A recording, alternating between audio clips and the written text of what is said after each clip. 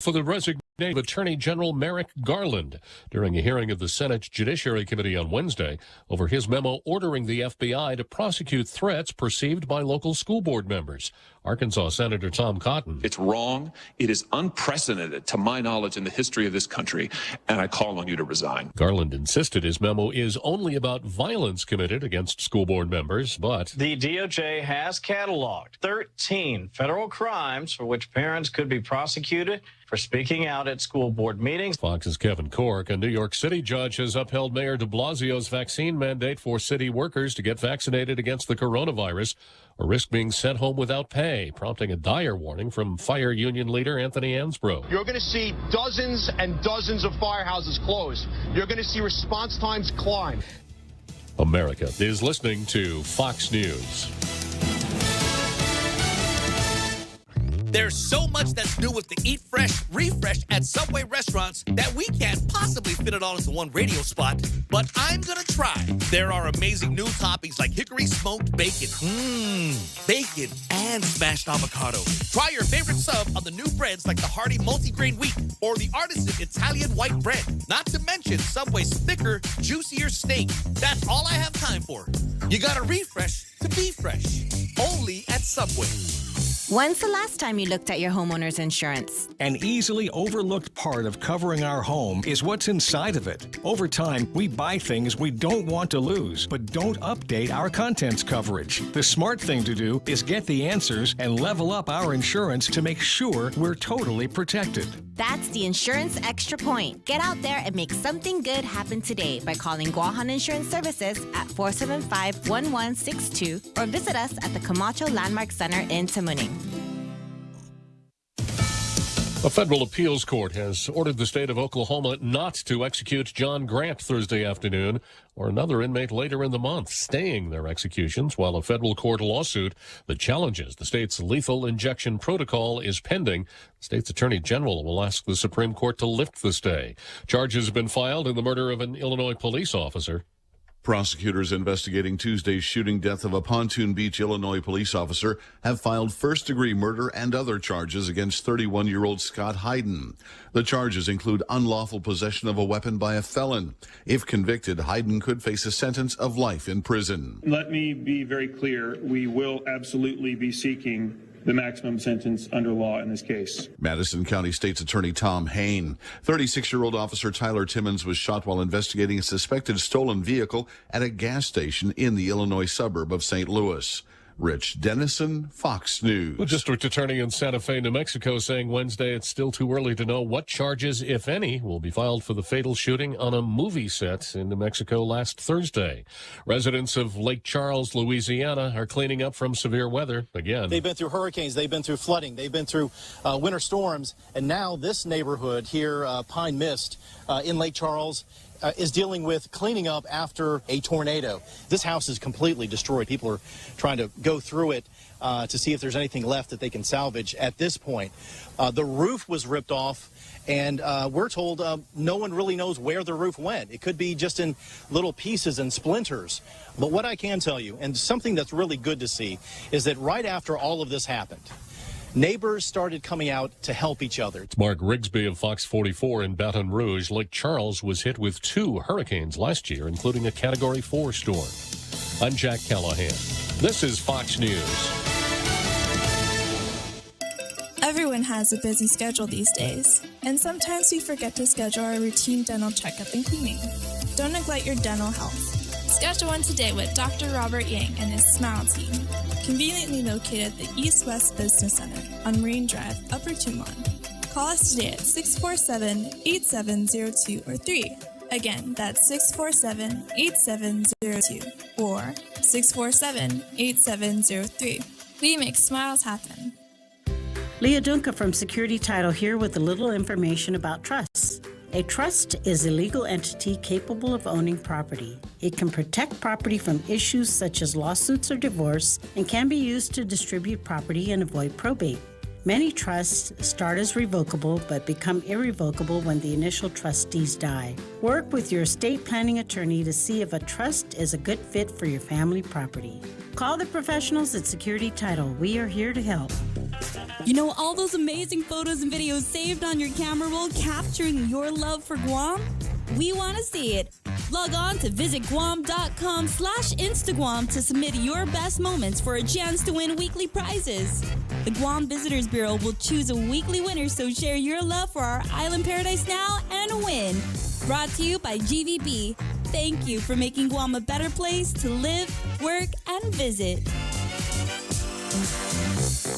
Guam Auto Spot has the best selection in Buick, GMC, Mitsubishi, and used cars like the 2021 Mitsubishi Mirage starting at $127 per paycheck, 0 down. Call 671-478-AUTO to take a test drive or get pre-approved online at GuamAutospot.com. Welcome to Tall Tales with Bob Klitzkie, the only show on talk radio where common sense is a lot more common. Phone lines are now open at 888-TALK. That's 888-8255. And now, The Point proudly brings you Tall Tales with Senator Bob Klitzkie. And now, sitting in for the vacationing Bob Klitzkie, here's Daryl Taggarty. A well-regulated militia being necessary to the security of a free state. The right of the people to keep and bear arms shall not be infringed. Second Amendment to the United States Constitution getting us started, as always, on Tall Tales for Thursday, October 28th. I'm Daryl Taggarty, sitting in for Bob Klitzkie. Bob will be back on Monday, so you've got a couple of days left with me. Thanks for tuning in, and I do hope you enjoy the show. We're going to start today's show with a Second Amendment item entitled, "The Second Amendment Has Become a Threat to the First." No comment? Yeah, there we go. Okay. Here we are. And the subtitle is, "Firearms Are Having a Documented Chilling Effect on Free Speech." This was published just today by Diana Palmer, a council member at in Glens Falls, New York, and another author, Timothy Zick, a professor of law at William and Mary Law School, and author of the forthcoming book, Managed Dissent, The Law of Public Protest. Many Americans fervently believe that the Second Amendment protects their right to bear arms everywhere, including at public protests. Many Americans also believe that the First Amendment protects their right to speak freely and participate in political protest. What most people do not realize is that the Second Amendment has become, in recent years, a threat to the First Amendment. People cannot freely exercise their speech rights when they fear for their lives. This is not hyperbole. Since January 2020, millions of Americans have assembled in public places to protest police brutality, systemic racism, and coronavirus protocols, among other things. A significant number of those protesters were confronted by counter-protesters visibly bearing firearms. In some of these cases, violence erupted. According to a new study by Everytown for Gun Safety and the Armed Conflict Location and Event Data Project, 1 in 6 armed protests that took place from January 2020 through June 2021 turned violent or destructive, and 1 in 62 turned deadly. So it's 1 in 6 turned violent or destructive, 1 in 62 turned deadly. These kinds of data fill in a void in ongoing debates about the compatibility of free speech and firearms at protest events. For example, is the phenomenon of armed protests new? Is it frequent? The open display of firearms at public protests, including long rifles and what are sometimes called, quote, assault-style rifles, end quote, is a relatively new phenomenon. Although many states allow firearms in public places, until recently few Americans have openly toted firearms to political demonstrations. The Everytown ACLED study examined thousands of protests, showing a marked uptick in protests at which people were visibly armed following the police murder of George Floyd. It found that at least 560 events involved an armed protester or counter-protester. Loose state firearm laws are part of the explanation for this phenomenon. The incidence of armed protests was 3 times higher in states with expansive open carry laws, the study noted. Such research makes it clearer the implications of open carry for public safety, public protest, and constitutional democracy. Some have argued that open carry will make protests safer. In fact, tragedies were far less frequent at protests that did not involve firearms. 1 in 37 turned violent or destructive, and only 1 in 2,963 unarmed gatherings turned fatal.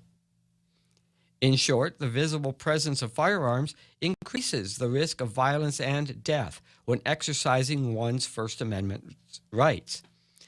The increased risk of violence from open carry is enough to have a meaningful chilling effect on citizens' willingness to participate in public protests.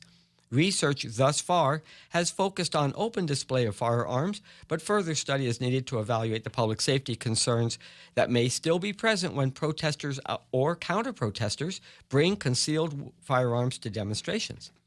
In addition, concealed carry may not have the same chilling effect. It's possible that without weapons visible, protesters will not be deterred. But at the same time, merely knowing that people might be armed could keep people away from public protests. Now, there's a second study. Diana Palmer, one of the authors of the article, conducted a study on the impact of open carry on firearms on the exercise of protest rights and confirmed what common intuition suggests, but included some surprises.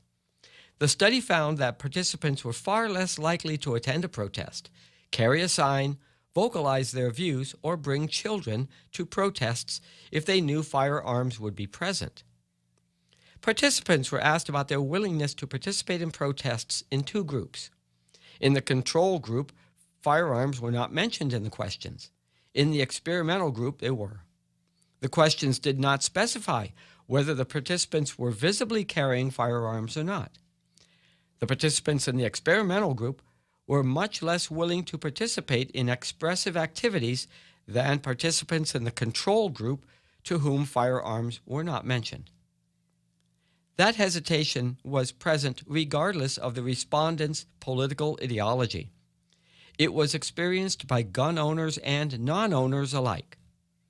Survey respondents' explanations as to why they would refrain from participating in protests where arms are present revealed the significant chilling effect of guns at protests.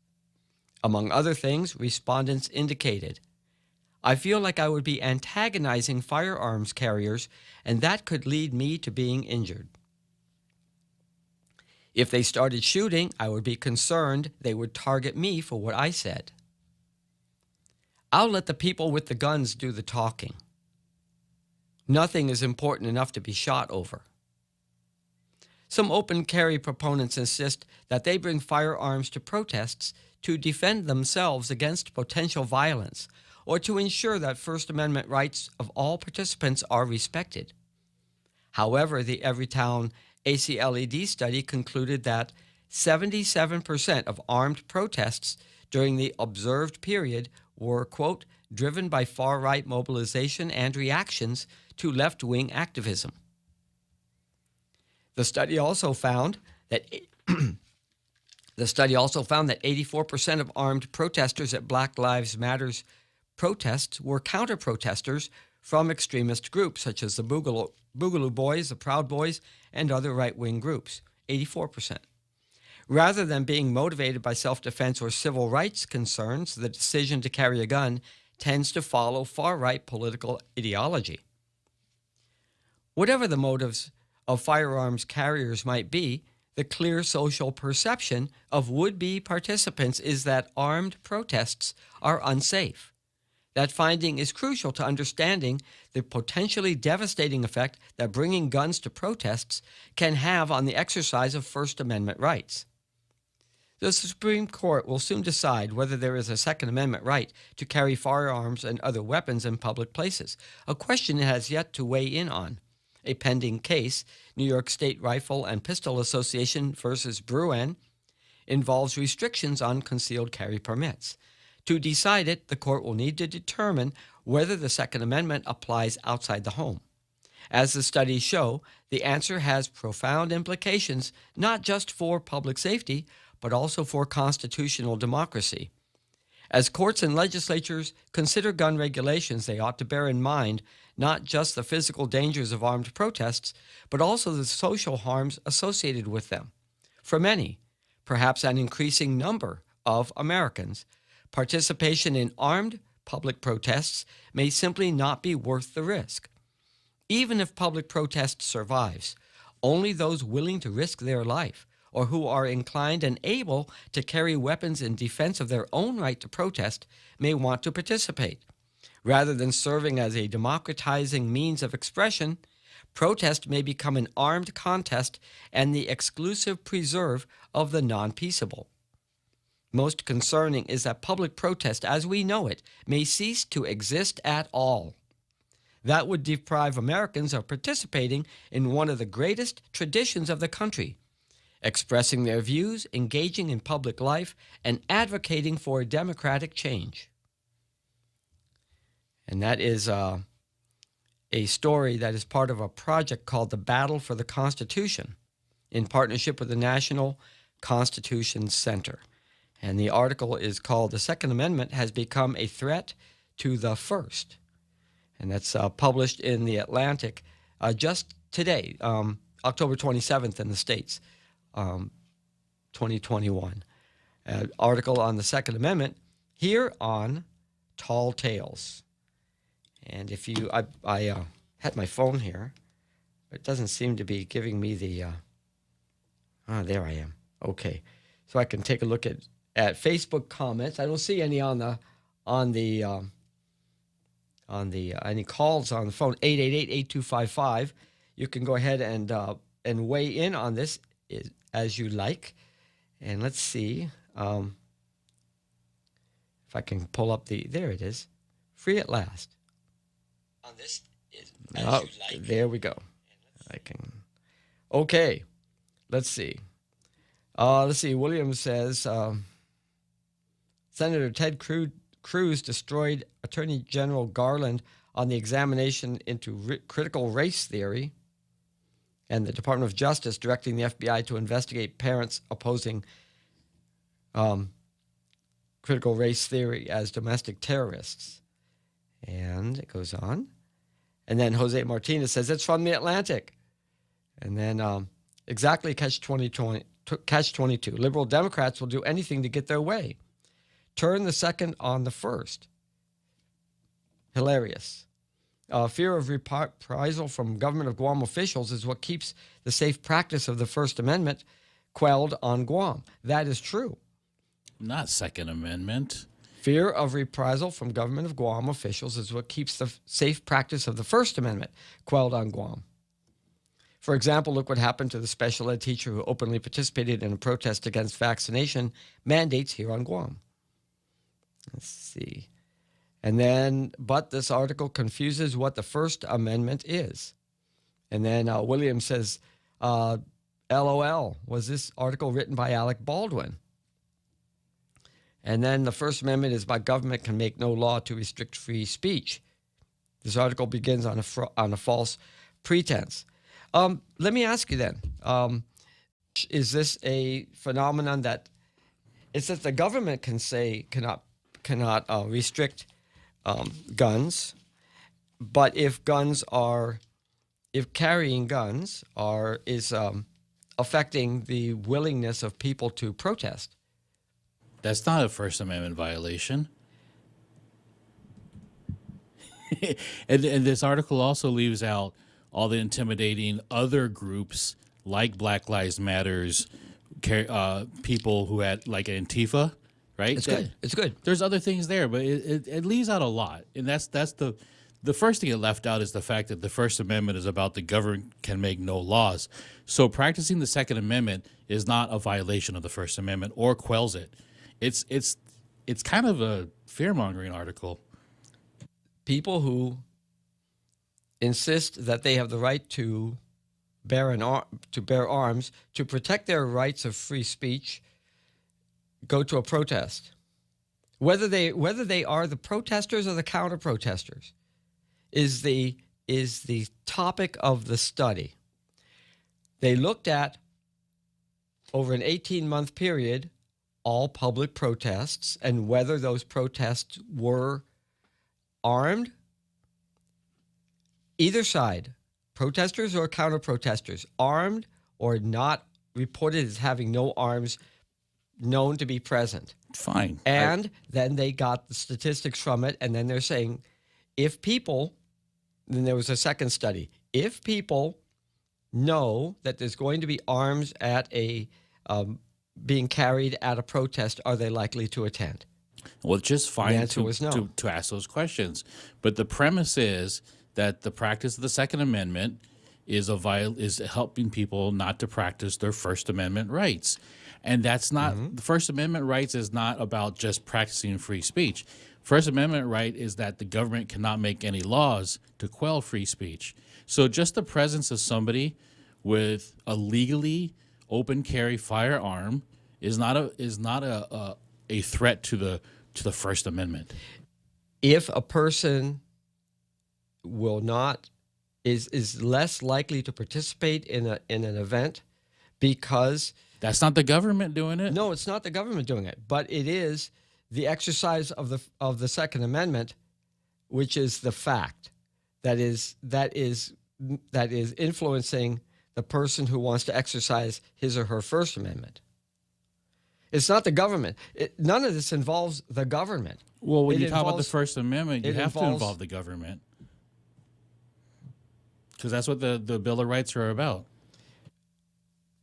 We're not talking about the government. We're talking about people expressing themselves. That's right. There we go. That's right. Right. And on both amendments. But it's not the government's not involved.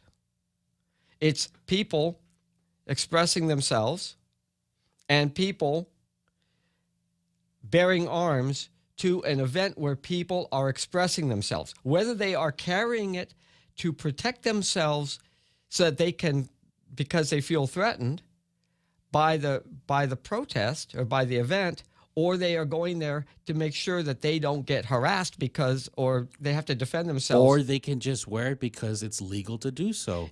Yes, but you're assuming if it is done, attention. No, is it done for a reason? Or was it? Did they always strap on a gun and go out, or did they strap it on to go to that protest? Does it matter? Yes. Well, then you have to pull all those people wearing it and saying you're showing a different pretense by wearing it here, but not wearing it anywhere else. How do you know they're not wearing it anywhere else? Let me put. But does it matter? It only matters if it's present. If weapons are present, and if they are openly carried, so that it is a statement in itself. I understand the discussion about seeing somebody carrying something could have this sense of I don't feel safe, but again, that has a lot to do with messaging more than it has to do about the Second Amendment. The Second Amendment just prohibits the government from taking away arms illegally or from prohibiting people to have firearms, right? That's right, and that is or just bearing arms, having them, right? And whether they can have them inside, outside, all that's going to be decided. The First Amendment is about the government prohibiting speech, okay, or the practice of free speech, right? So what I'm trying to wrap my head around is somebody practicing their Second Amendment. A private citizen practicing their Second Amendment, how is that stopping people from practicing the First Amendment? There's a chilling effect found just in these two studies of weapon carry at an incident at an event where free speech was being practiced. That was the story. And I see we have, besides Jose, I've got Kellis on the line. Hey, Kellis, welcome to Tall Tales. Peace. So I got a question. Sure. Let's just get rid of the Second Amendment. All talk right now. Let's just talk about the First Amendment, okay? Okay. Free speech. Now, for example, because what you're saying, if I'm carrying a weapon, it interrupts you can't speak freely. But let's say, for example, if I am completely offended by your free speech to the point that I don't even want to go anywhere near you, your free speech is interrupting my ability to speak freely. So I don't think that you should be able to, like, let's say, for example, someone that is talking about abortion rights or, anything else. If someone wants to burn a cross, etc., or burn a flag, some people will find that so offensive they will not go there. They won't. You know what I'm saying? So Sure. By what you're saying, like if you are offended, let's just put it that way, by someone wearing a weapon, that you cannot speak freely. But if I am offended by what you are saying, I cannot speak freely. And I cannot go there. And, so I don't, let's just get rid of free speech altogether. Well, I wouldn't say that.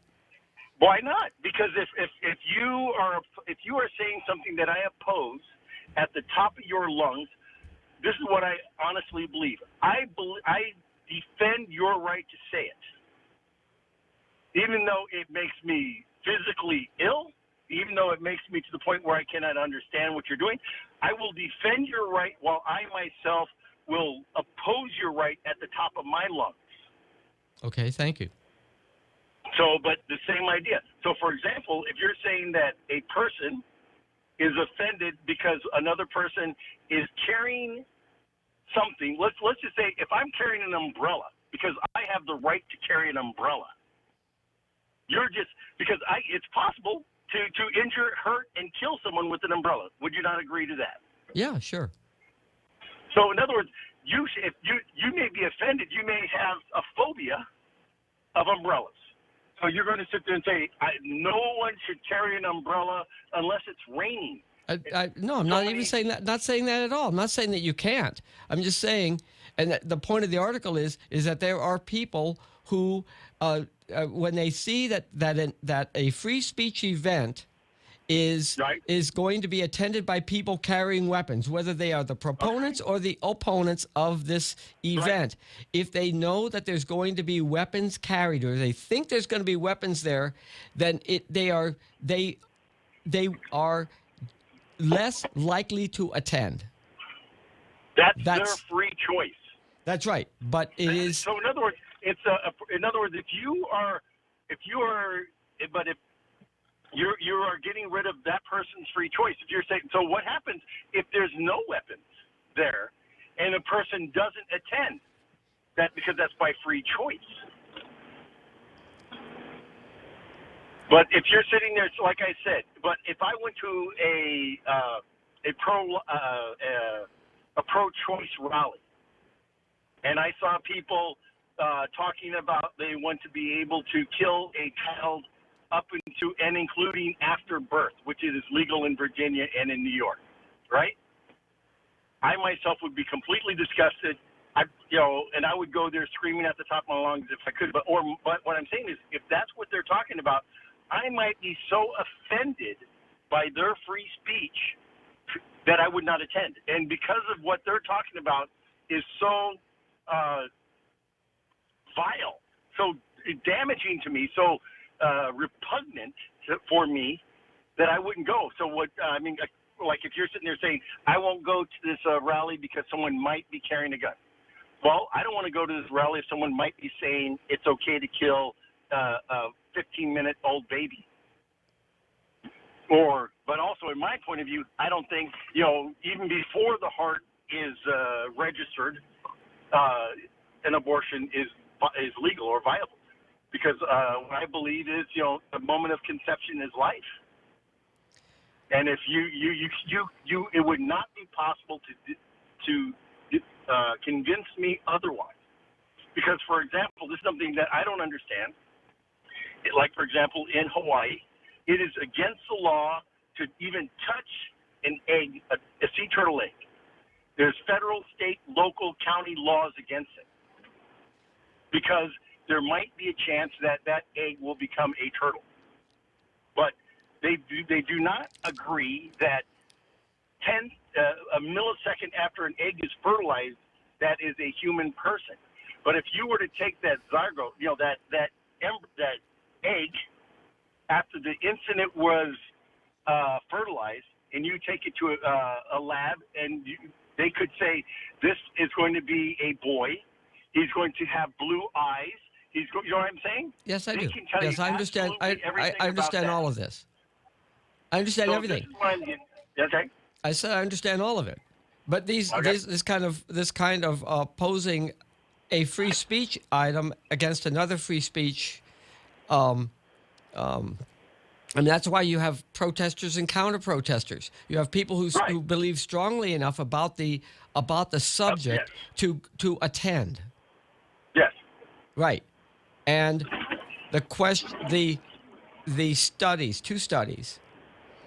Just looking at the last year and a half, well, actually 2 years, January of 2020 to July of 2021, just looking at that, the 18-month period, and the second study having a group of people asked about their responses to a number of questions concerning participation in an event.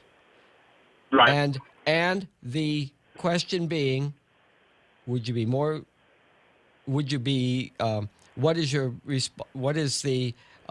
the responses, Likelihood of you attending, if you thought that either side was carrying weapons? So I got a question for you, because this kind of would make it for me. So all these friendly protesters in Portland and in all these other cities that, burned police stations, all that, this is all friendly protesters. So I would sit there and say, if I was going to a friendly protest, I would be in fear of my life. So maybe I would be carrying. Because you understand what I'm saying? Would you be going there to join them? Would you be going there to join them? No. Well, okay, so are you going there to protest them? To counter-protest? So wait, let's get back to, do you agree that what they did in Portland was free speech? How about that?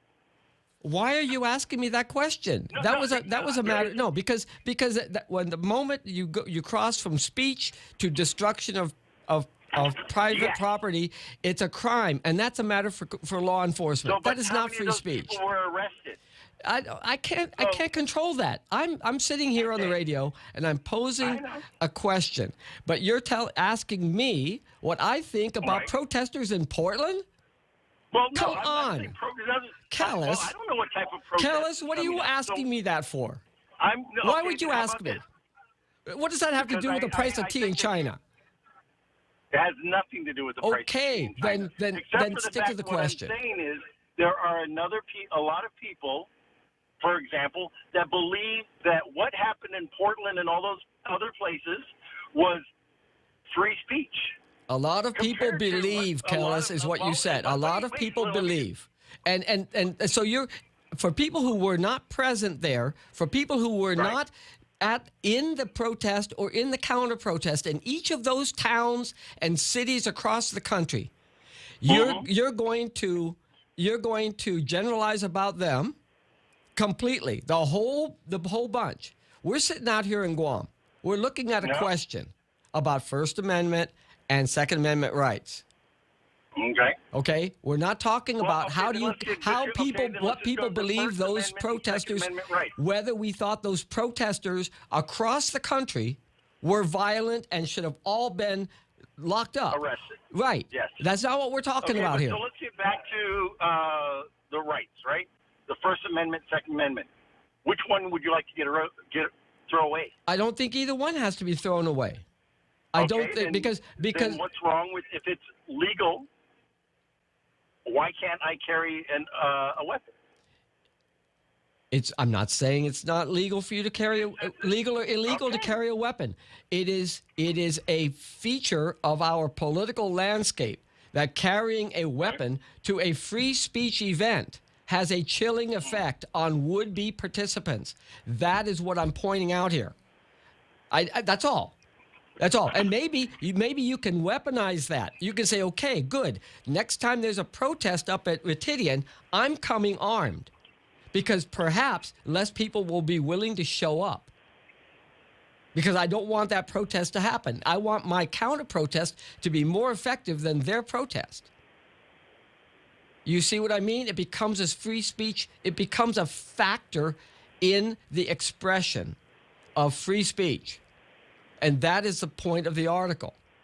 Nothing else, and I'm not even weighing in on which side is right or your right to carry weapons. It's just that there is an impact. That's the point I want to make. That's the only point I want to make. I'm not saying what the value of the speech or the value of the carrying of the weapons. I'm not even going to say. It's suppose the people at Retidian who want to protest tell them each other, everyone come armed. Because I've never heard anyone want say that. No. Have you ever heard someone say that? No. So why would you bring that up? I bring it up because suppose they thought that someone was going to come and try to shut them down. Have you heard anyone? I'm talking about the right. I'm talking about both rights. Both rights. Because the reason I just asked you that question is because you just posed, why would I bring up Portland and all these other things? So I said, okay, let's get rid of that. Let's just talk about the rights. And then I said, okay, That's so right. Which of these rights would you like to do away with? I'm not trying to get away with it. I'm not trying to do away with either one. So then what's wrong with me coming? If I'm not doing anything illegal at all, if I show up, you show up. Why are you telling me I shouldn't be able to show up at a protest or at I'm not a telling rally or something like that? I'm not telling you that you can't. And I'm not even saying that you can't show up armed, but it would have a chilling effect on speech. Why would it have a chilling effect? I'm sorry, I got to hang up right now. I wish I could talk longer, but okay. I do like this conversation. Thank you for the call. Thank you, Kellis. Bye. Bye. It is time to take a break. I'm going to have another sip of coffee, and we'll get on with more of the show. Thanks for tuning in to Tall Tales this afternoon.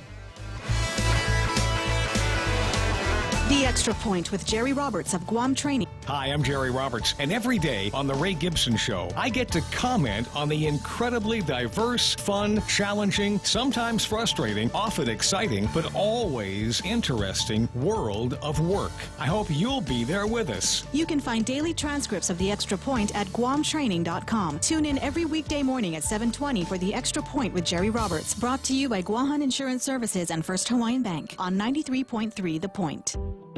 Listen to The Point anytime, anywhere on Odyssey. Odyssey is your new audio home for all the music, news, sports, and podcasts that matter to you. Find your favorite stations like The Point and discover more. Music stations, local and trusted news sources, sports talk and team coverage, plus today's biggest podcasts. Find it all on the Odyssey app. AUDACY.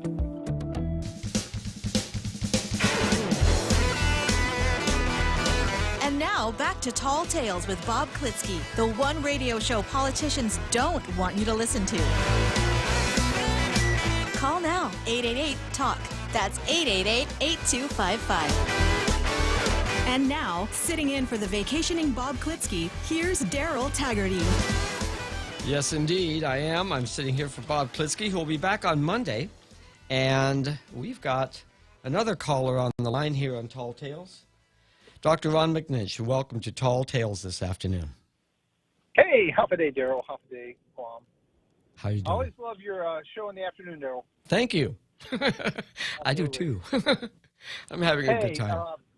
Yeah, well, absolutely. I think I had a couple of general comments, and you know, it baffles me about that National School Board Association letter trying to get the federal government to deal with parents whining at school board meetings and stuff. I'm just baffled by it. And then the federal government actually, you know, turning it into policy action, which, I mean, you know, of all things, you want to stop parents from talking to the school boards or start monitoring them. It was just incredible. I think that parents in all of my experiences, when they raise issues, particularly about education, it contributes to the conversation. It contributes to the process. Mm-hmm. That being said, remember in the year before the election, all those Antifa and other affiliated riots and things that went on. I think that President Trump's biggest error that he made, probably as president of the United States, was that he did not use the Insurrection Act to deal with those very violent people, particularly in those West Coast cities and a couple other places. Esper, his Secretary of Defense, and others, I guess were opposed to invoking the Insurrection Act. The things that those people were doing were violent. They damaged property. They hurt people. I think that when you schedule a quote-unquote protest after midnight, in the middle of the night, it serves no functional purpose. They should have set strict curfews, sent everybody home, and people who didn't want to go home would go to jail. And that's kind of how I feel about protesting in general. And anyone who ever feels they need to act violently or wield threats against other people when protests are happening, those people should go to jail too. I think that we have absolute First Amendment rights to express our displeasure with the government. We have absolute rights to let others know what our opinions were, fairly much without impunity, particularly on policy and political matters. But once people begin to threaten others, that's just wrong. And I think that there needs to be a strong line there. And I think that I agree strongly with you in that regard, Daryl.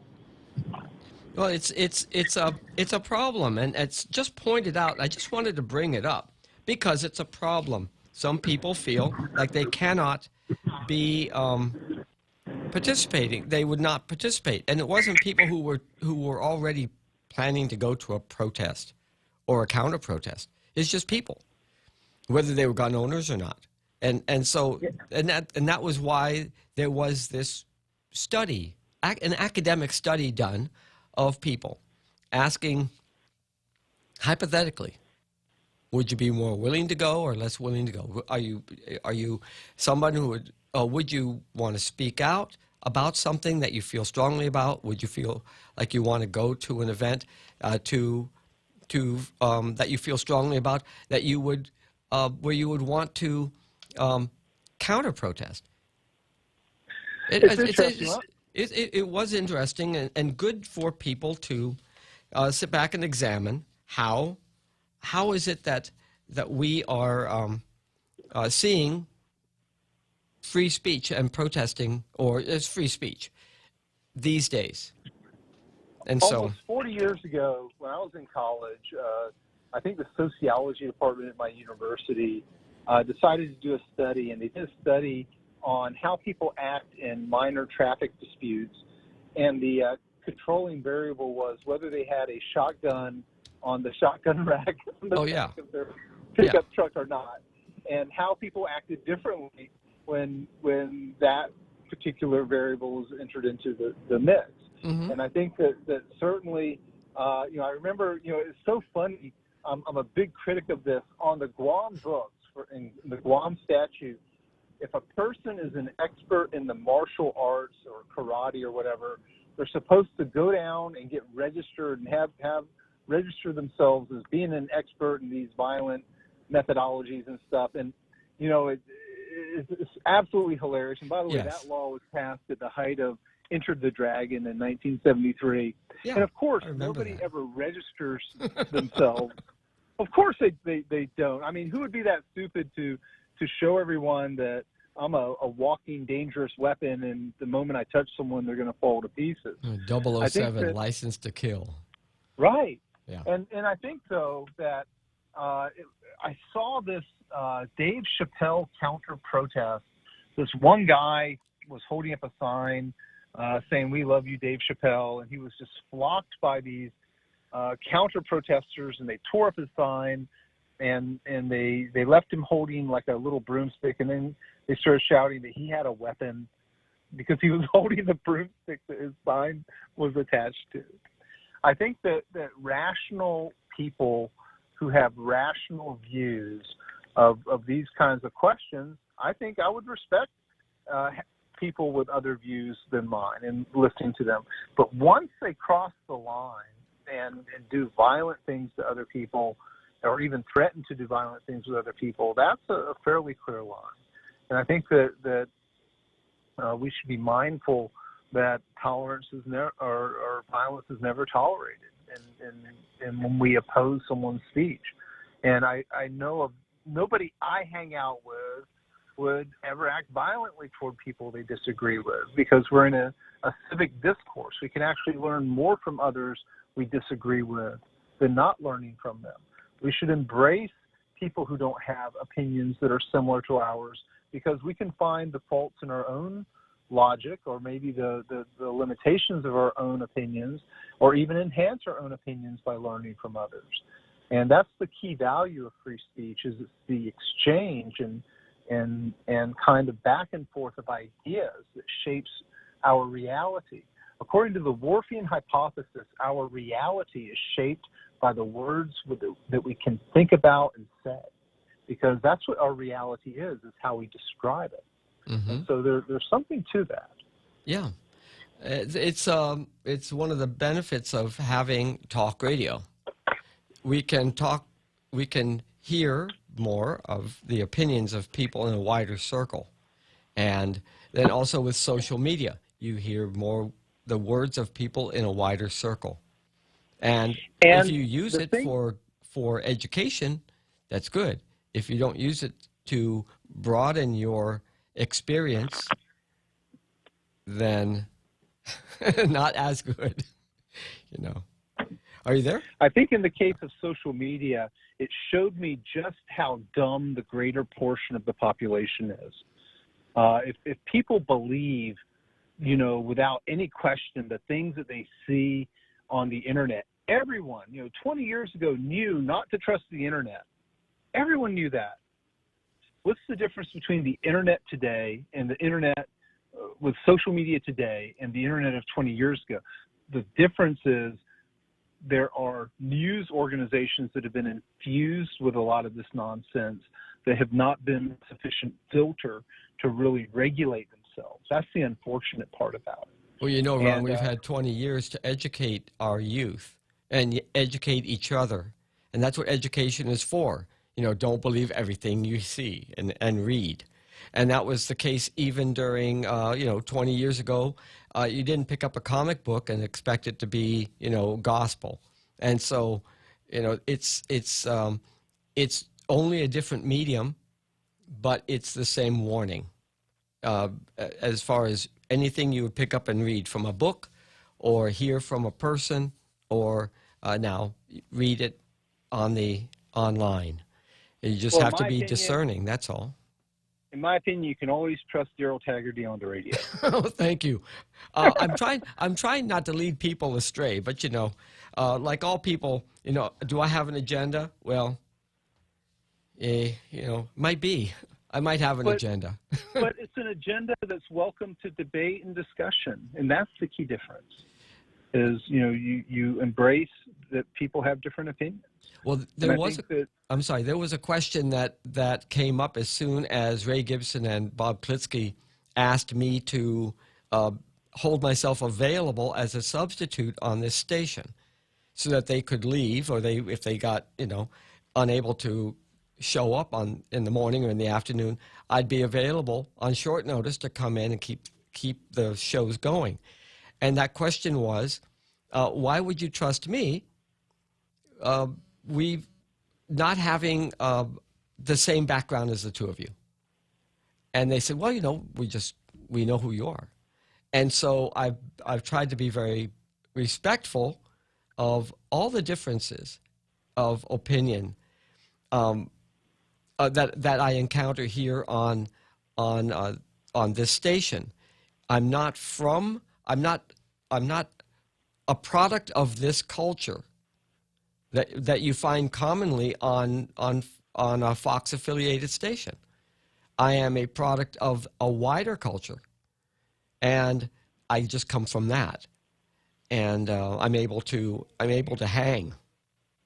And Jose's objecting over here on the side, but it's interesting to me to set myself up here and not and try to keep from becoming the harpoon in the corner. Try to keep it from flying at me. If you watch Fox shows a lot, you'll always see they have the person with the alternative decision or alternative opinion. Always. They never just have the one-sided, we all agree with each other all the time. And I think that that's to their merit that they do it that way. Well, I don't have the same jargon. I don't have the same style. I don't characterize people the same way. And so I just try not to. Great. Well, thank you. I do. I do thank you for that comment. It's time to take a break, though, here. And so I'll thank you for your call and invite you to call again. Thank you, Ron. Have a great day. Thank you. Thank you. You too.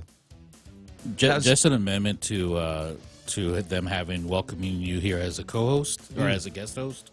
They also gave me a seat ejection button if everything gets out of hand. I haven't been able to use it yet, though, but... Are you sure it's an ejection button, or is it one of those? But they didn't give me the button that opens up the ceiling, but they gave me the button for the yeah, that will eject me out of the seat. I thought it was only the harpoon in the upper corner. It's also an ejection button. Well, well, I'll tell you what. I'm going to take a break here, and we'll come back with more Tall Tales after this.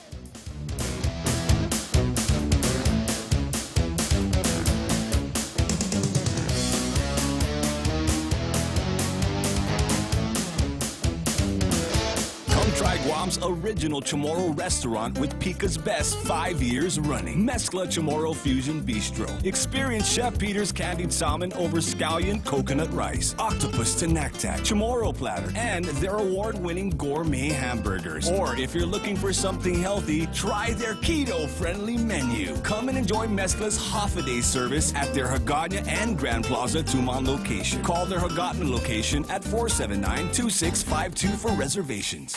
It's back on. Mark it down. October 30th, Michelob Ultra presents the GSPN Imas Met Good competition. Guam's strongest man and woman will be determined at the Paseo ground. Come, watch our island's strongest compete in the Triple J truck pull, the Paradise Fitness log lift, CTV and Pacific Tire flip, the ITNE wheelbarrow course, Guam Army National Guard warrior walk, and the Isla Imports mini truck lift. There'll be a beer garden and food truck, so leave your chow and drinks at home. They're not allowed at this free event. Who will be Guam's strongest man and woman? Find out Saturday, October 30th.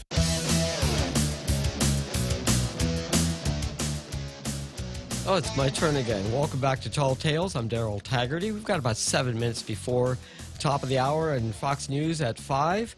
And then our halftime show and more of your calls here at 888-8255. We've got time to go to Zami Ikatni.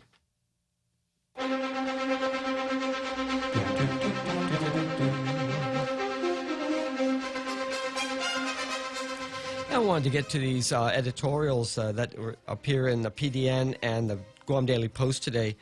Not that they particularly, excite me, but it's important that we are informed of what's going on, and also we're happy to see that the editorial staff at the two daily newspapers are staying in tune to what's going on. PDN today is talking about upgrade. Next generation 911 system will improve emergency response. And they say the importance of the 911 system can't be overemphasized. It has saved untold lives, numbers of lives, by helping firefighters, EMTs, police, and other first responders quickly deploy to all sorts of emergency situations. Car accidents, fires, explosions, missing swimmers, divers, and hikers, and provide needed services and assistance. Guam's 911 system has had a lot of problems in recent years, which makes the upgrade to a next-generation system very welcome. Taito Athene, the island's vendor for the next-generation 911 contract, closed a 2-week visit to the island last week and showcased its state-of-the-art system, which will greatly enhance Guam's emergency services. The vendor met with the Guam Fire Department, GFD's emergency medical dispatchers, and Guam Police Department dispatchers, as well as various government entities and the administration. Governor Luleon Guerrero said the government of Guam is excited to work with Taito Athene and local telecommunications providers to enhance the 911 system. It'll provide capabilities we've never had before, including text to 911 and landline and mobile GPS tracking, Governor Leon Guerrero said in a news release. The governor said her administration is committed to ensuring the proper systems are in place to decrease emergency response times and aid first responders. Lieutenant Governor Josh Tenorio said the computer-aided dispatch program will assist dispatchers with recommendations for emergency response units and provide digital record-keeping for all alarms. Chris Milehammer, Chief Operating Officer of Taito Athene, said on the company's website that IP-based enterprise communications networks can divide an emergency call from the phone number while also sharing crucial data, location, contextual emergency codes, environmental information, and more. Quote, when 911 operators receive an emergency call, they can access the freshest, most relevant content.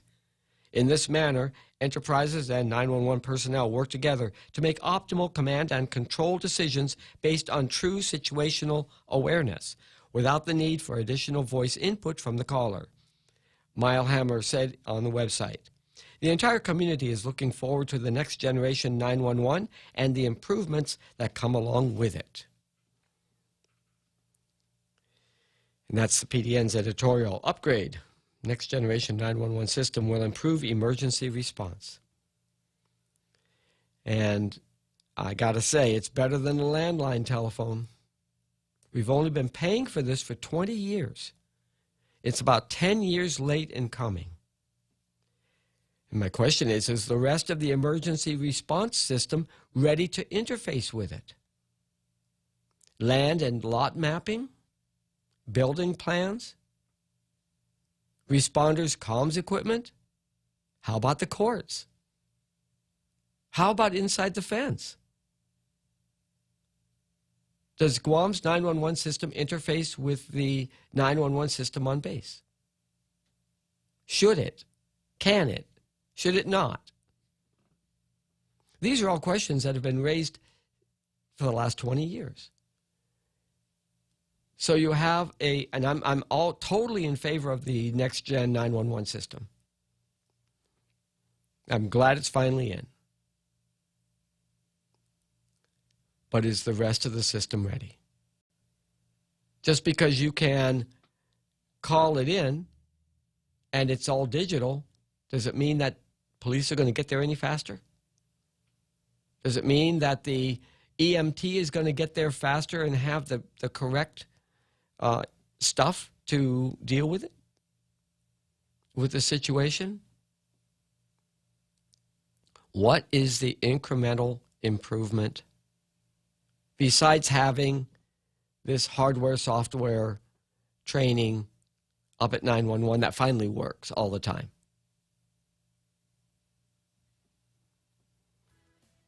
That's the kind of questions I kind of wish the PDN would ask when talking about the next-gen 911 system.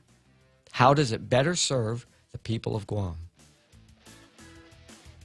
It's just about 5 o'clock. We'll be back with more Tall Tales after this break. Fox News at 5. And your telephone calls to 888-8255.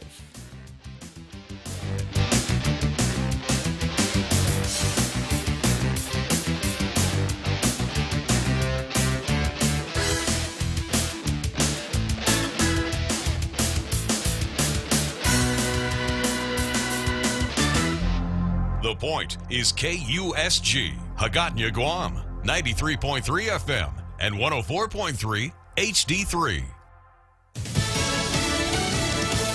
The presidential detour. I'm Jack Callahan, Fox News. President Biden delaying by several hours today's trip to Europe to press Democrat lawmakers on his signature budget bill. A harder push from the White House for Democrats in Congress to reach an agreement on the president's social spending plan.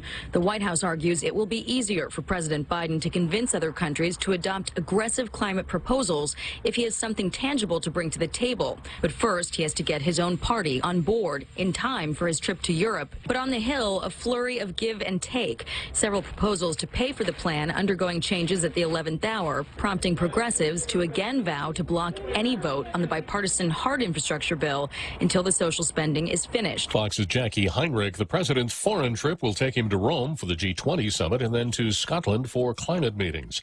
Attorney General Merrick Garland on the defensive again over his orders that the FBI investigate possible threats against local school board members, telling the Senate Judiciary Committee on Wednesday it's only about threats of violence. But Missouri Senator Josh Hawley disagreed.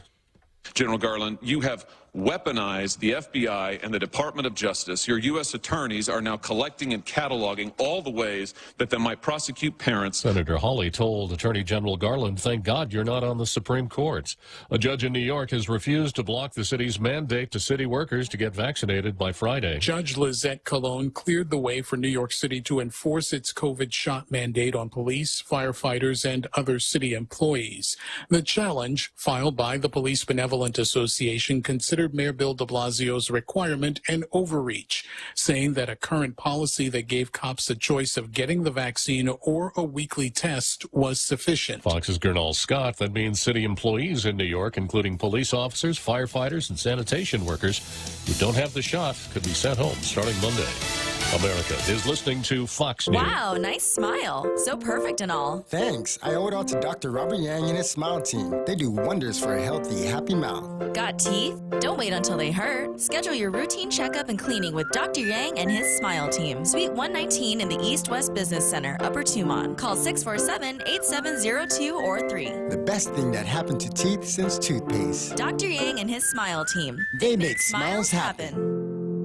Come try Guam's original Chamorro restaurant with Pica's Best 5 years running. Mezcla Chamorro Fusion Bistro. Experience Chef Peter's candied salmon over scallion coconut rice, octopus to naktak, Chamorro platter, and their award-winning gourmet hamburgers. Or if you're looking for something healthy, try their keto-friendly menu. Come and enjoy Mezcla's half-a-day service at their Hagåtña and Grand Plaza Tumon location. Call their Hagåtña location at 479-2652 for reservations.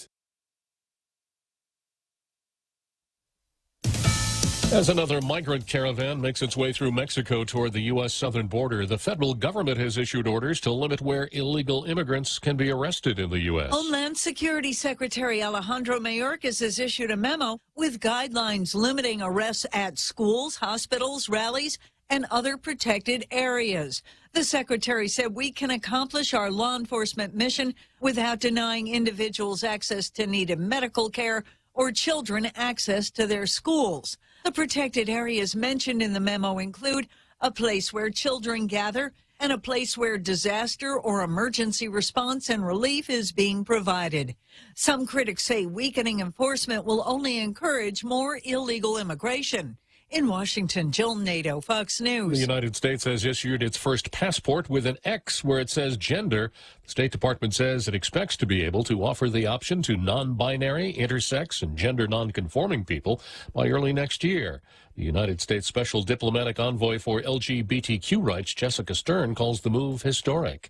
More airline passengers behaving badly, according to American Airlines, saying a flight attendant was assaulted and injured on a flight from New York to California Wednesday. The plane landed in Denver long enough for the passenger to be arrested. An Indian tourist has been charged with trespassing at a Chicago airport for a self-imposed layover. His name is Aditya Singh. He left Los Angeles bound for India with a layover in Chicago. Instead of getting on his connecting flight, he decided to stay in the secure area of Chicago's O'Hare Airport for 3 months. Singh tells police he stayed there because he was scared to fly because of the pandemic. He also tells the cops he got by on food bought for him by strangers. He was acquitted on a felony trespassing charge, but had been arrested after United Airlines employees spotted him wearing a badge that an operations manager had reported missing. John Saucier, Fox News. And I'm Jack Callahan. This is Fox News. When's the last time you looked at your homeowner's insurance? An easily overlooked part of covering our home is what's inside of it. Over time, we buy things we don't want to lose, but don't update our contents coverage. The smart thing to do is get the answers and level up our insurance to make sure we're totally protected. That's the Insurance Extra Point. Get out there and make something good happen today by calling Guahan Insurance Services at 475-1162 or visit us at the Camacho Landmark Center in Tamuning.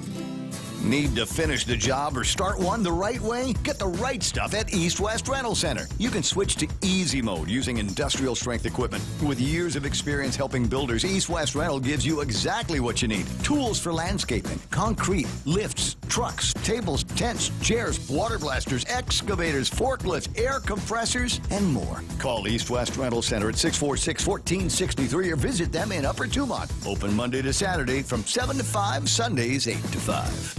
Leah Dunca from Security Title here with a little information about trusts. A trust is a legal entity capable of owning property. It can protect property from issues such as lawsuits or divorce and can be used to distribute property and avoid probate. Many trusts start as revocable but become irrevocable when the initial trustees die. Work with your estate planning attorney to see if a trust is a good fit for your family property. Call the professionals at Security Title. We are here to help. Guam Auto Spot has the best selection in Buick, GMC, Mitsubishi, and used cars like the 2021 Mitsubishi Mirage starting at $127 per paycheck, 0 down. Call 671-478-AUTO to take a test drive or get pre-approved online at GuamAutospot.com.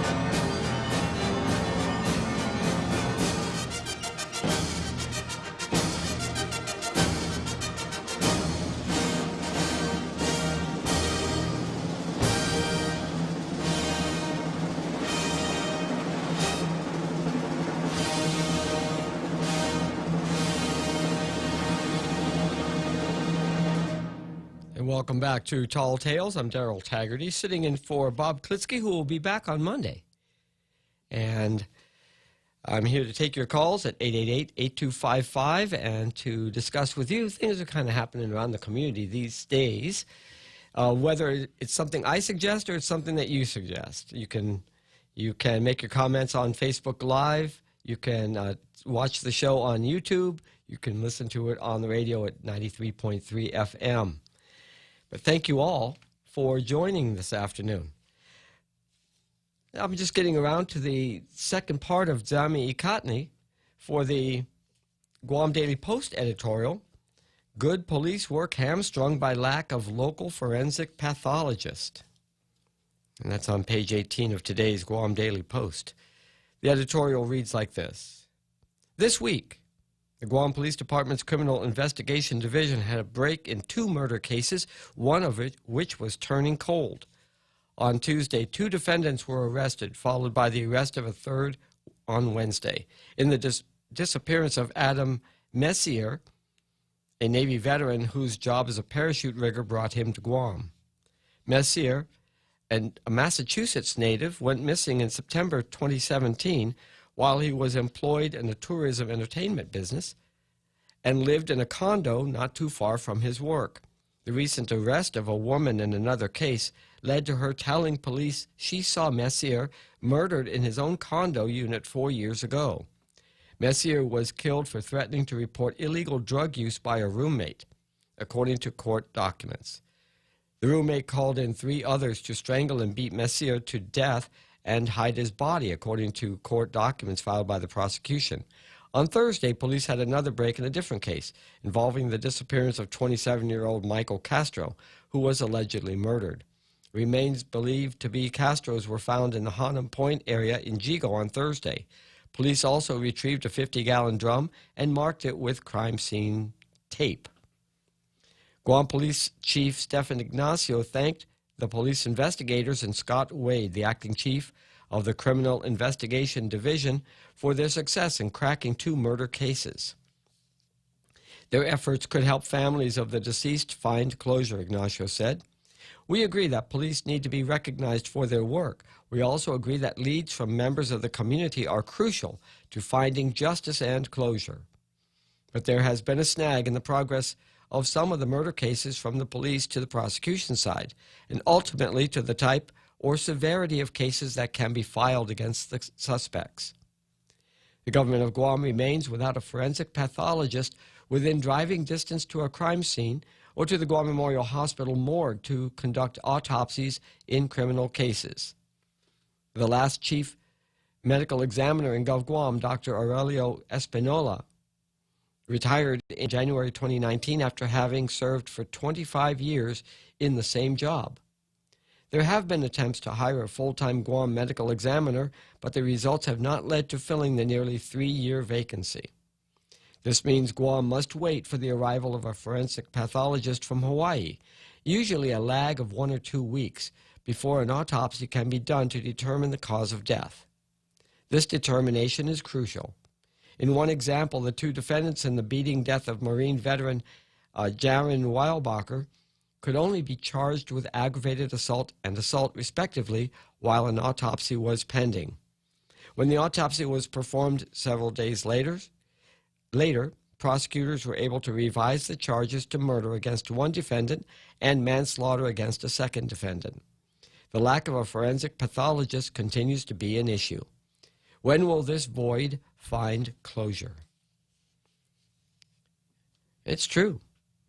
Good police work hamstrung by lack of local forensic pathologist. And criminal justice is being hamstrung by lack of a local forensic pathologist. But this is the market. It's the good old market. Either you pay for the services, or you don't get the services. And, who wants to come out here for the pay that they're offering? Is that like a dual duty? Like there has to be something else they do if there's no forensic pathology to practice on island? No, or they sit at the office waiting for the phone call. They're pathologists. But it's a certain level of they do autopsies. They conduct reviews of doctor's determination of the reason for death, and they confirm it for death certificates.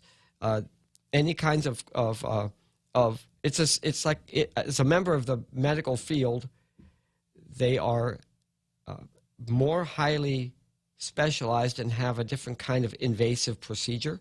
But it's not just about criminal matters, then. Oh no, it's all deaths, and they review all death certificates, and they oversee. They're part of the quality control at GMH, and the medical examiners.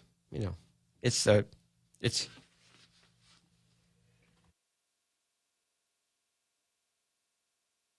Gesundheit. It is what it is. Yeah, thank you. Yeah, Gesundheit. Yeah, we break out in speaking German. When somebody sneezes, I tease people about that. Gosh, you're Chinese, and what are you doing speaking German as soon as somebody sneezes? Anyway, that was the editorial in the Guam Daily Post today, and so I'm happy that they're saying it. I just kind of wish that they would bring it up when senators are examining the budget. Or walk into the Department of Administration and ask why they're whether they are expecting for the pay scale to be adjusted for some reason. I just, ask not when there's a high-profile case. ask anyway when there is nothing going on. Whether the hospital board is increasing the offered pay. And maybe we can go 50-50 or some kind of proportional with the Northern Marianas and share one with the Northern Marianas to be able to increase the amount of pay that would be available to recruit somebody to come out to the Marianas. So, thank you, Guam Daily Post, for your editorial today. There's another editorial story worthy of comment today, and that is Aline Yamashita's column, Listen to Succeeding Educators. It's on page 21 of today's Pacific Daily News. And I've read through this. We've spoken about this here on the show over the past week. And I believe she was doing just fine. I commend this to you. You should go back and take a look at it. The title is Listen to Succeeding Educators. Today's Pacific Daily News on page 21. Dr. Yamashita was doing fine when she cited waiting lists, accreditations, and steady student achievement as, quote, good indicators this school education model is succeeding. But then she reverts to imposing top-down requirements on these businesses, such as inclusion of special needs students and expanding regulatory standards for teacher professional growth, coursework tied to performance ratings and pay scales, and for the Charter School Council to, quote, provide guiding principles for school leadership and, quote, evaluate individual charter school boards on their plans for progress. She characterizes teacher caring as, quote, data-driven and student-centered. Either charter schools are an incubator for testing and validating alternate approaches to public education, or they're not. GDOE, the Guam Education Board, and the Charter School Council should be grafting proven methods from the charter schools into the public schools, making the charter schools an appendage of the Guam Department of Education and the same old educational hierarchy perpetuates mediocrity. I do believe that not only us, but even Dr. Yamashita should listen to succeeding educators.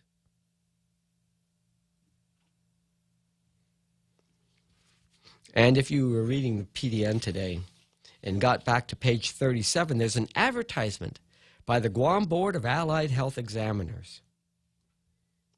And it's announcing a virtual board meeting for November 6th. And on the agenda are 22 complaints. 22. They're listed by case number. So how would the public know what was being discussed? Are they really going to examine and perhaps decide on these 22 complaints online in front of us?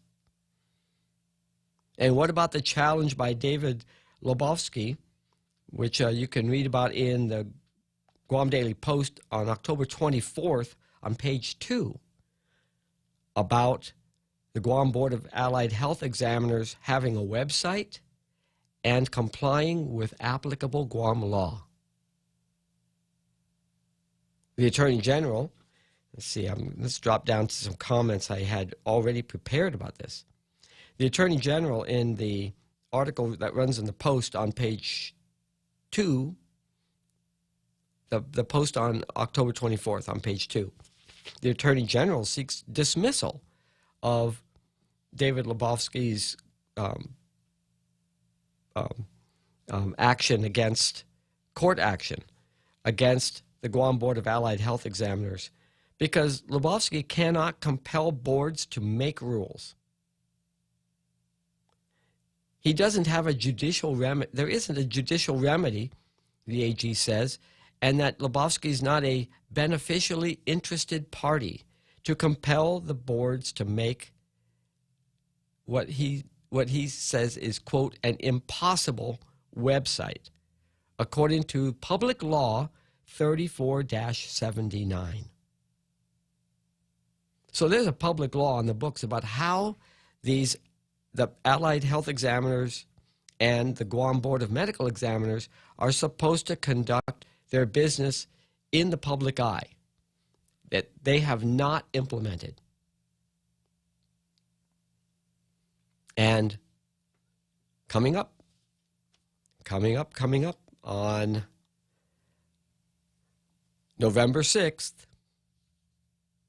is a Guam Board of Allied Health Examiners virtual board meeting, where on the agenda are 22 complaints, just listed by case number.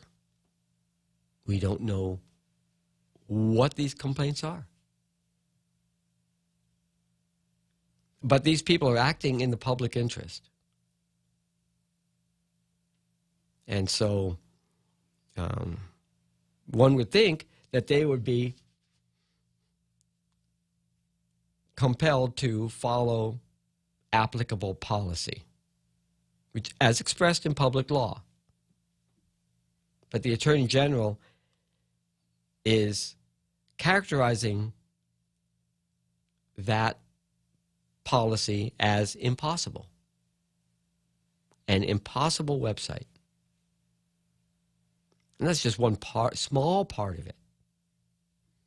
Just wanted to bring that up because it's just what it is, what's going on these days. It's just what's going on. It's 5:22. I think it's about time to get to the card. That's right, the card. And the card today, we've got, well, we already talked a little bit about one, which is Lebowski versus the Guam Board of Medical Examiners and the Guam Board of Allied Health Examiners. And they're not, who's going to win that?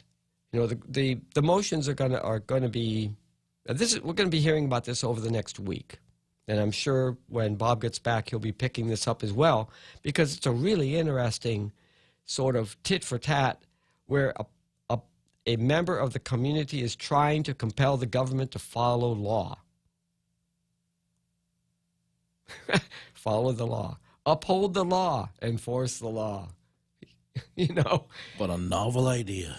Well, but sometimes we have to point it out. Are you not supposed to be following this law? You know, it says this is how you're supposed to be doing things. Like publishing the agenda of a meeting? Yes, but 22 complaints. And how would you know if there's no website to tell you what's the content? What's the person being complained against, and is it a hairdresser? Is it a person, you know, the water was too hot when they were doing the nails? You know, what? You know, what? You know, masseuse was too gentle? I don't know. What's the complaint? You know, this is Allied Health. But that's one item in the card. There's another one. In the Guam Daily Post on the 24th, on page 2, also on page 2, on the bottom of the page is dismissal sought for petition on medical examiners and allied health boards. But on the top of the page, the Guam Daily Post, Sunday, October 24th, on page 2, Attorney General and CCU members take 30 more days to settle suit over open government law violation. And I sure hope Bob Klitzkie's got a lot to say about this. And it looks like since they're going to have a continuance for another 30 days, Bob will have to weigh in on this. Because if it wasn't for him weighing in on it in the first place, they never would have bothered going back and taking a look at it, if our regular listeners will remember. Another 30 days to discuss a settlement. And while they were under investigation for the first violation, they committed a second violation. It's true. While the suit deals with an alleged incident in 2015, it also came after the Guam Daily Post reported in 2019 that the CCU discussed employee salaries and bonuses in a closed-door executive session on November 27, 2018. I guess that was like a Thanksgiving. It's just Thanksgiving, guys. Don't nothing to see here. We're just being thankful for having, such great management and attorneys, and we just appreciate them so much. It's Thanksgiving, guys. Why are you bothering us with this stuff? The Office of the Attorney General reviewed the minutes of that meeting and found that the CCU had violated the open government law. In a written letter, Attorney General Levin Camacho advised the CCU that the salary adjustments were void and any payments must be paid back. And the CCU has also taken remedial action on the 2018 violation. So they took remedial action. And what was that remedial action? The CCU held a special meeting to retroactively approve bonuses and raises in an open session and address any potential issues with executive session salary adjustments highlighted by the OPA. Their special meeting resulted in the status quo. And now they need another 30 days to discuss a settlement agreement with the Office of the Attorney General on open government law violations. Perhaps we should call this not the AG versus CCU regarding open government law violations. Perhaps we should call it Attorney General and CCU versus the rule of law. If there's a settlement going on here, they're settling it so that nobody gets whacked across the knuckles. And the open government law, the law, is the victim.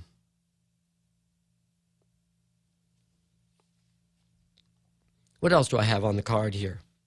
How about this one? U.S. and China fight over Taiwan. That was in the PDN yesterday on page 16. Let's see. Do I have that here in front of me? Did it make it into the bag today? Well, on page 16 of yesterday's PDN, there was a very good discussion of the diplomatic row. U.S. Secretary of State asked the United Nations to reject, quote, reject China's assertion of absolute sovereignty over Taiwan, end quote. To support, so that these countries in the United Nations would support Taiwan's participation in international organizations. If you've been following this long-standing issue, that is a big step. That is diplomatically, that is a huge step towards recognition of Taiwan as a separate government. And a couple of days ago, let me see if I've got this up. I think I might have it in, let me see if I can pull it up. There's another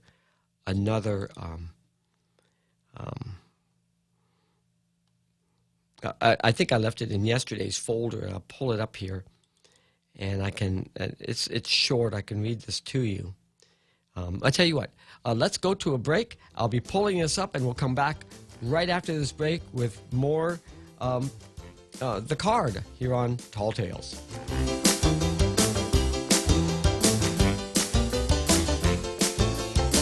The The Extra Point with Jerry Roberts of Guam Training. Hi, I'm Jerry Roberts, and every day on The Ray Gibson Show, I get to comment on the incredibly diverse, fun, challenging, sometimes frustrating, often exciting, but always interesting world of work. I hope you'll be there with us. You can find daily transcripts of The Extra Point at GuamTraining.com. Tune in every weekday morning at 7:20 for The Extra Point with Jerry Roberts, brought to you by Guahan Insurance Services and First Hawaiian Bank on 93.3 The Point.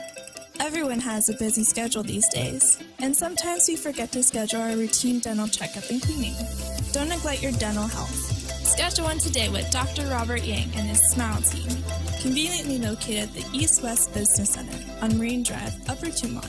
Call us today at 647-8702 or 3. Again, that's 647-8702 or 647-8703. We make smiles happen.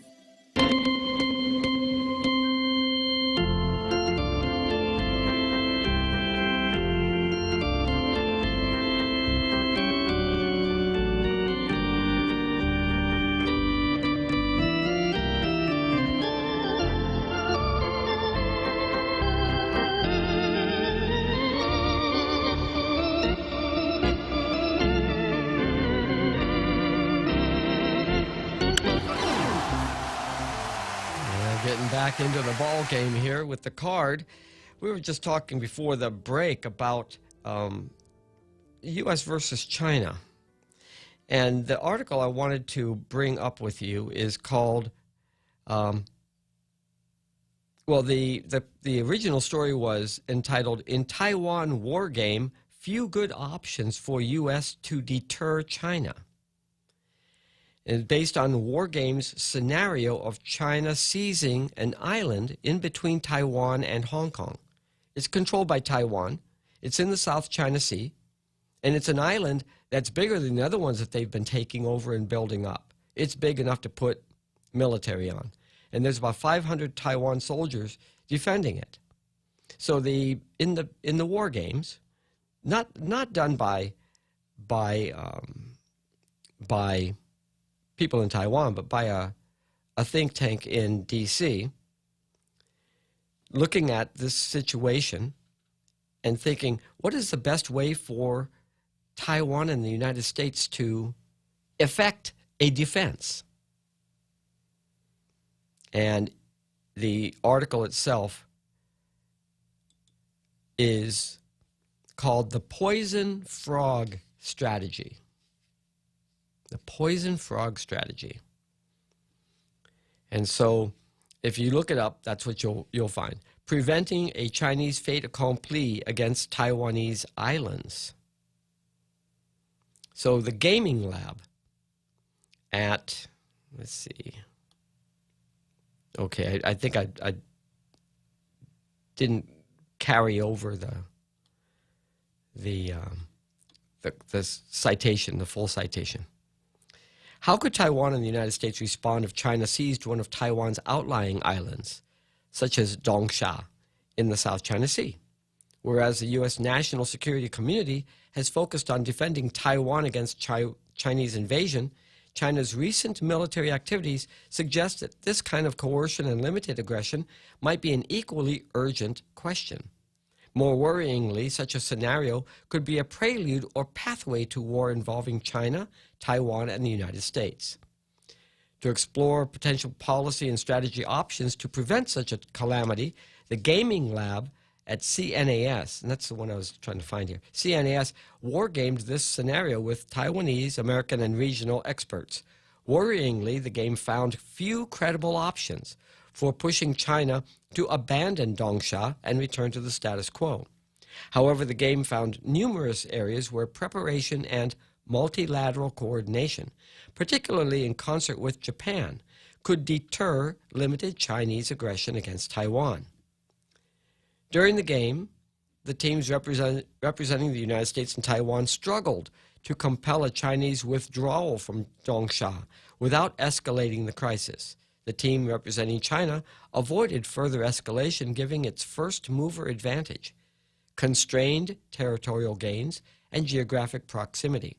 In contrast, the U.S. team had to push its forces far forward in ways that were risky and would be difficult to sustain. Punitive non-military options such as economic sanctions or information campaigns took too long to produce effects and appeared too weak to compel China to abandon its gains. More aggressive military responses risked escalation to war, which both the U.S. and Taiwan teams wished to avoid. With few viable coercive options and the onus of escalation falling on the U.S. and Taiwan teams, the game reaffirmed the difficulty of rolling back territorial aggression of this kind. Indeed, discouraging China from seizing Taiwanese territory before it happens is the most salient lesson of the game. The United States and Taiwan must begin coordinating today to build a credible deterrent against limited Chinese aggression or coercion toward Taiwan. Doing so will help identify ways to make a territorial fait accompli by China, such as the seizure of Dongsha, too unpalatable to consider, while also communicating the U.S. commitment to defending Taiwan. This strategy will require advanced planning and communication of joint responses and defenses against coercion and territorial aggression, rather than scrambling to respond to a fait accompli, as occurred in this game. The U.S. and Taiwan should prepare to implement coordinated, whole-of-government deterrent measures quickly and ensure immediate consequences for Chinese coercion or aggression short of war. Japan's cooperation is essential in this type of scenario because it could change China's calculations of the military and diplomatic risks of coercion or aggression. A joint statement from Japanese Prime Minister Yoshihide Suga and U.S. President Joseph Biden in April 2021 referenced, quote, peace and stability across the Taiwan Strait, and encouraged, quote, the peaceful resolution of cross-strait issues. The United States would rely heavily on Japan for basing infrastructure to conduct military operations to support Taiwan. And although the statement did not elaborate further, unambiguous Japanese support will be necessary to create a regional, as opposed to a bilateral U.S.-Taiwan, response to Chinese coercion or aggression. Specifically, Japan's involvement could enable coordination with India and Australia via the Quad relationships. It could also create opportunities to work with other states facing Chinese coercion and territorial aggression, such as Vietnam and the Philippines. War games are not predictive, but they are useful tools for exploring decision-making and identifying vulnerabilities. As China's assertiveness rises, failure to prepare for the threat of an incursion against Taiwanese territory presents grave risks to Indo-Pacific security. The United States, Taiwan, and regional allies and partners can better understand how to build an effective deterrence strategy to discourage Chinese aggression or coercion through multilateral gaming, to include crisis simulations and exercises. And that is the poison frog strategy, preventing a Chinese fait accompli against Taiwanese islands. We're just talking about the little islands, not the main island. So we've got a diplomatic push. We have a war gaming push where we have to prepare well in advance to make an attack costly and commit the support of Japan and the Quad, the rest of the Quad, and regional neighbors. Now, when we're talking about in the card, right, and China versus the U.S., perhaps we should talk about what round is this? How long have we been at this? We've been at this for a very long time. But the Chinese have been at it longer, much longer. There was a civil war that lasted from 1923 to 1949. And of the current residents of Taiwan, only those who are 90 years old and older fought in that war. and it's elderly people who fled the communists through Hong Kong that participated in this war. The rest of Taiwan's 24 million people have never lived under China's flag. China's Communist Party has never stood for election in Taiwan. Since the late 1980s, political leadership in Taiwan has democratically passed from the Kuomintang, the KMT, the Communists' political rival for 100 years this year, has passed to the DPP, Democratic Progressive Party. The current leadership of the country and the party considers free and democratic Taiwan a separate country. China threatens to take over Taiwan by force.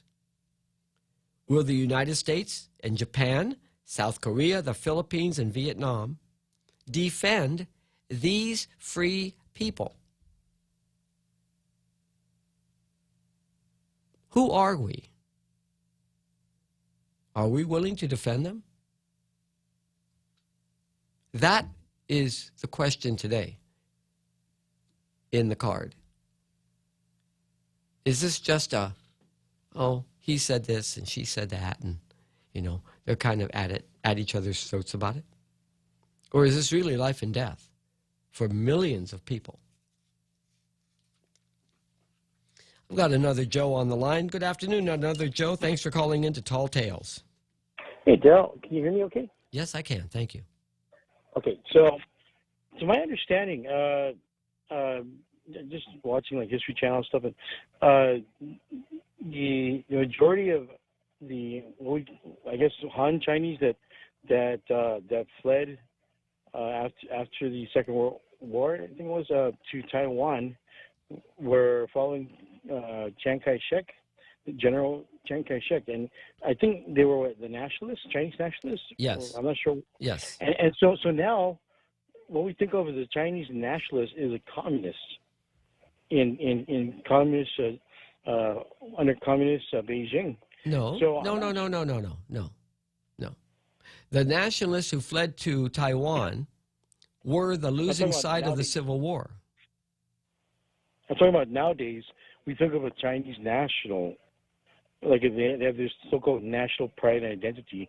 It's in the context of being a communist, which I think people are losing sight of the fact that the whole point to this dispute, whether we're going to recognize Taiwan or China, is due to the political system, right? We don't want, and the theory is China would evolve into something more democratic, and the alternative is they have a civil war. You got hundreds of millions of people fleeing China all over the world, and it'll just cause chaos. So we've tried a more compassionate route, but the problem with that is that it would seem as though communist Beijing is taking advantage of the good nature of Western countries. So at some point we got to put our foot down and say, hey, look, the whole point of tolerating communist Beijing is in hopes that they'll evolve into something more democratic and less communistic, or at least a good neighbor. You know, they don't even have to be. They don't have to be democratic. They just don't threaten other people militarily. The thing is that Taiwan has been claimed by multiple other countries, including Japan. I'm not sure about Korea, but Japan. And so if Japan was in control of Taiwan now, what kind of claim would China have, Communist Beijing have to it? It doesn't seem like they would have much of a claim, because really it's just the fact that the majority of Taiwan happens to be ethnic Han Chinese. Well, so actually, the thing is that Japan took Taiwan as a colony after beating China militarily in 1895. Okay. They took Taiwan as a territory. They took it. It was Chinese. It was a Chinese province. And so after World War II, they had to give it back. Oh, they took it from. In 1895, they took it from the Emperor of China. Okay, see, so there you go. It's a totally different it's kind of confusing a little. It's kind of like France. France has been our longest ally. What France? So how many republics have they had? They were our ally when they still had a monarchy. They don't have a monarchy anymore, and so which France are you talking about as our ally, or was our ally? And do we care? How much they're pissed off at us or not? If we don't understand exactly who they are compared to who we think our allies were in our past history. Well, if they would just stop speaking French, we could understand what they're saying.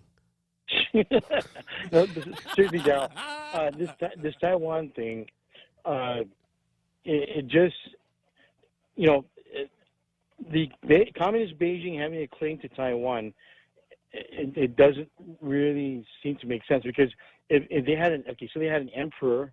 Is this the same story plot as in true life as the movie The Last Emperor?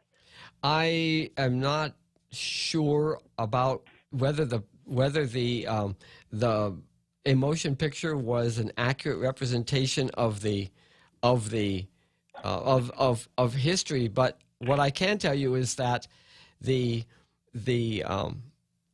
that there was a movement to make China a republic, no longer a monarchy. And it started, and it was actually supported by the Soviet Union. It was supported internally by people who did not want to have anymore a monarchy. And so then they started a republic. And it was supported right away by the Soviet Union. And then when Chiang Kai-shek and Sun Yat-sen. And in fact, the communist Chinese were not allowed to join that movement. They didn't want it was socialist. But it was to become a socialist republic and to convert all of the mainland of China to a republic on a socialist model. But that was 120 years ago. And then so they have no claim. The communist regime has no claim to this realistic complaint. They beat the nationalist government in the Civil War in 1949, and the nationalist government, the Republic of China leadership, fled to Taiwan with their army. Do they still want a reunification? There's Taiwan itself, the descendants of those nationalists who fled, do they want reunification? Because they don't, then China has no claim to these people. Let's say that they had a claim to Taiwan, right? Well, they do have a claim to Taiwan.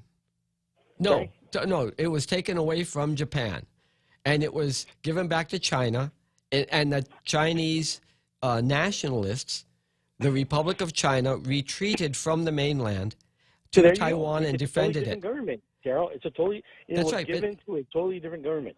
It was given by the United States from Japan to a totally different government, to the nationalists, because on the mainland, the Communist Party of China was a one-party system, and in the Civil War, they prevailed on the mainland. And then the nationalist KMT prevailed on Taiwan. Now, over the passage of time, the KMT has always maintained that it was one country and two political parties that were vying for dominance. And so the KMT even said, no, the mainland is part of the Republic of China. We just can't conduct our elections there, and they won't let us run in their elections. We're not allowed to be communist. The nationalists on Taiwan wanted to participate in open elections on the mainland, and the communists would not allow that. And the same thing on Taiwan. The Chinese said, well, let's have allow us to have communist party running in Taiwan, and the KMT said no. And but then over a period of time, the people on Taiwan, 88% of the people on Taiwan were already there. They didn't care about what was going on the mainland. They were already living there. But they were dominated by people who moved to the island after World War II. They dominated until the late 80s.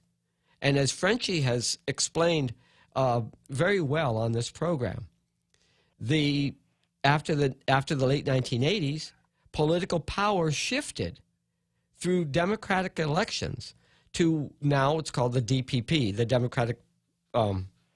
It's a Democratic Party, and so do they want to reunificate? No, they don't know. No, they don't know anything about what's going on.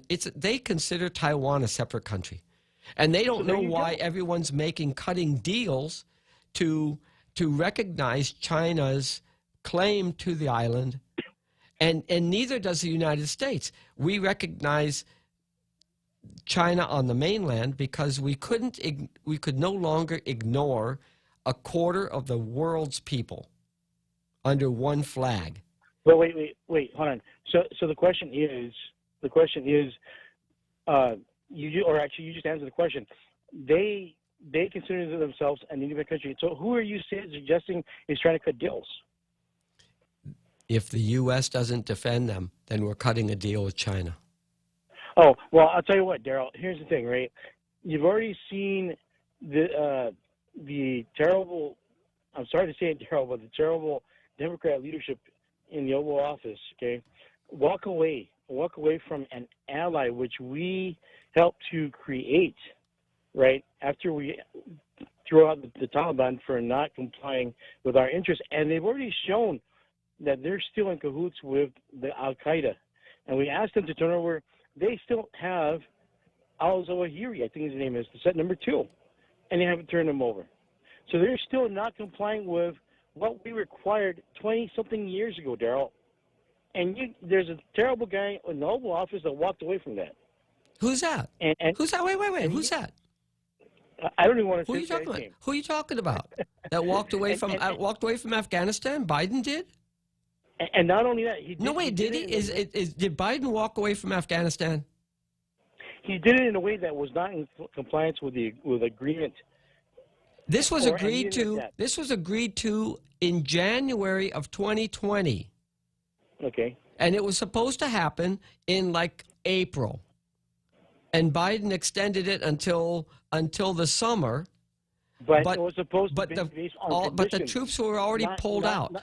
It didn't matter. We didn't unless Americans wanted the American troops to go back into Afghanistan and continue the war. And that was the choice, which had already been made since the troops had been pulled out. Yeah, we're talking about national security here, okay? That's right. And then you're saying that we have this terrible president who has turned its back on an ally, but it was negotiated a year before he came into office. A year. 10 months before the election. It was already done. It was supposed to be basic conditions. And those conditions, not on timelines, the troops were pulled out. The troops were already pulled out of Afghanistan. We had a very small force there. And the only reason that they were not getting attacked was because of the agreement. Don't attack us, we're pulling out. Should we ever rescue U.S. citizens stranded in foreign countries that were in ransom or kidnap positions? Because that's what the standard is that we're talking about right now, Daryl. Because if you're saying we should never, ever rescue... No, I didn't say anything about that. I'm just saying that we had a year and a half to do this. This is where we are at. We had a year and a half to do it, and it didn't happen. That is blood on both presidents' hands. Yes, we've got as we speak. But where does the buck stop? Who's in charge now? As we speak, there are literally hundreds of qualified either U.S. citizens or U.S. residents, in the process of naturalization, that are stranded in Afghanistan. Okay, hang on, another Joe. Let's just put a comma here. I'm going to go to a break, and we'll come back and we'll do some more of this. Okay, be right back. Isn't the show over though? It's back on Mark it down. October 30, Michelob Ultra presents the GSPN Imas Met Good competition. Guam's strongest man and woman will be determined at the Paseo ground. Come, watch our island's strongest compete in the Triple J truck pull, the Paradise Fitness log lift, CTV and Pacific Tire flip, the ITNE wheelbarrow course, Guam Army National Guard warrior walk, and the Isla Imports mini truck lift. There'll be a beer garden and food truck, so leave your chow and drinks at home. They're not allowed at this free event. Who will be Guam's strongest man and woman? Find out Saturday, October 30th. Listen to The Point anytime, anywhere on Odyssey. Odyssey is your new audio home for all the music, news, sports, and podcasts that matter to you. Find your favorite stations like The Point and discover more. Music stations, local and trusted news sources, sports talk and team coverage, plus today's biggest podcasts. Find it all on the Odyssey app. AUDACY.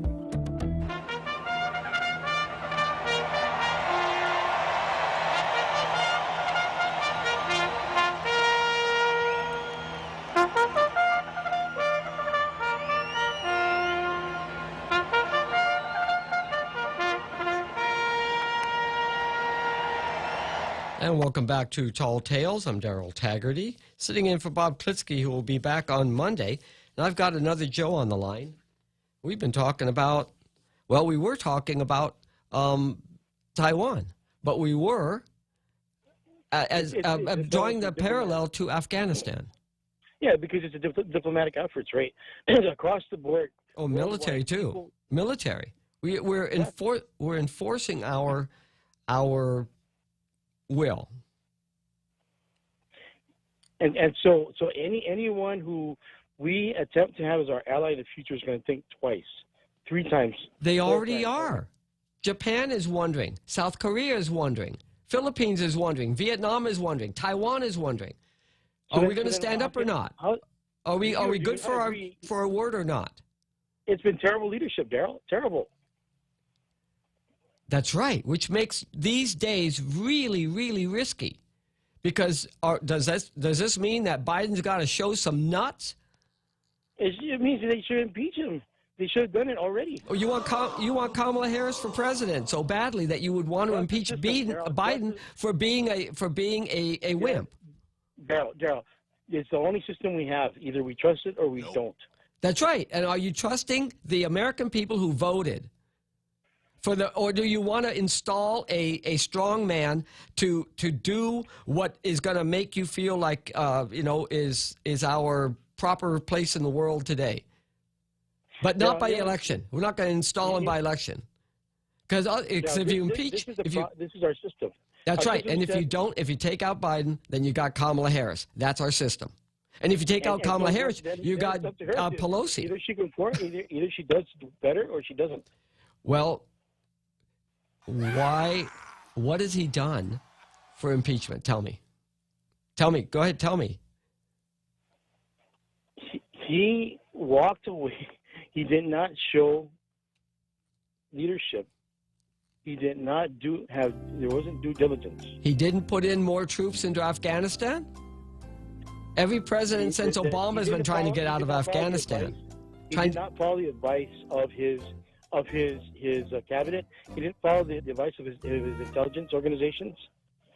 They told him this is what's going to happen if you do not make it condition based, and he totally ignored them. And then he's trying to what is it, bait and bait and switch and bait. I can't think of the expression right now. If you go back and you go back and look at the timeline of our pullout from Afghanistan, look at the numbers of troops. Look at the numbers of troops drawn down. We had to put troops back in. We had to put troops back in because we didn't have a force in there to conduct an evacuation. And nothing had been done, both in the Congress and in the executive branch, to have an orderly pullout that included all of the thousands and thousands of people who had helped us over 20 years of war. There was not a plan. It was just, we're leaving. And that's what he inherited in January. You're agreeing with me. No, I'm saying that this was already, that plan was already implemented by the time Biden came in office. But, we're going to have to do this another day. We've reached the end of the show. It's 6 o'clock. Okay, thanks for your time. All right, take care. It's 6 o'clock and time to go. I'll be back at 4 o'clock tomorrow afternoon with another edition of Tall Tales. And Ray will be here in the morning. I'm Daryl Taggart. Thank you very much for listening this afternoon.